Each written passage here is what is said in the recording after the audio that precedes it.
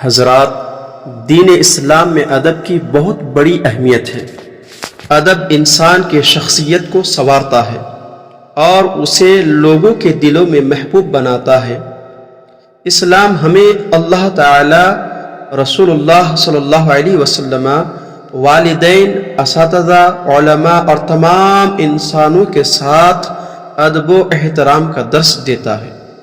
منقول ہے کہ ما وصل من وصل الا بالحرمت وما سقط من سقط الا بترک الحرمت والتعظیم، یعنی جس نے جو کچھ پایا ادب و احترام کے سبب سے پایا، اور جس نے جو کھویا وہ ادب و احترام نہ کرنے کی وجہ سے ہی کھویا۔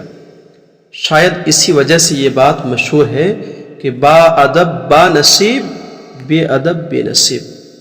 حضرات، ادب کی برکت دیکھیں۔ سلسلہ عالیہ نقشبندیہ کے عظیم پیشوا حضرت سیدنا مجدد الف ثانی رحمۃ اللہ تعالی علیہ نے ایک دن عام بیت الخلاء میں بڑا سا مٹی کا پیالہ ملاحظہ فرمایا۔ غور سے دیکھا تو بےتاب ہو گئے، کیونکہ اس پیالے پر لفظ اللہ کندہ تھا، یعنی لکھا ہوا تھا۔ لپک کر پیالہ اٹھایا اور خادم سے پانی کا لوٹا منگوا کر اپنے دست مبارک سے خوب مل مل کر اچھی طرح دھو کر اس کو پاک کیا، پھر ایک سفید کپڑے میں لپیٹ کر ادب کے ساتھ اونچی جگہ رکھ دیا۔ ایک دن اللہ تعالیٰ کی طرف سے آپ کو الہام فرمایا گیا، یعنی اللہ تعالیٰ کی طرف سے یہ بات آپ کے دل میں ڈالی گئی کہ جس طرح تم نے میرے نام کی تعظیم کی، میں بھی دنیا و آخرت میں تمہارا نام اونچا کرتا ہوں۔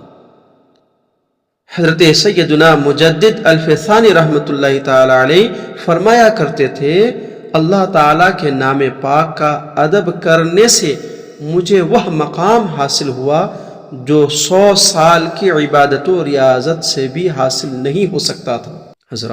حضرت سیدنا مجدد الف ثانی رحمۃ اللہ علیہ کو نام خداوندی کا ادب کرنے کی برکت سے کیسا عظیم مقام حاصل ہوا کہ آپ خود فرمایا کرتے تھے کہ مجھے وہ مقام حاصل ہوا جو 100 سال کی عبادت و ریاضت سے بھی حاصل نہ ہو سکتا تھا۔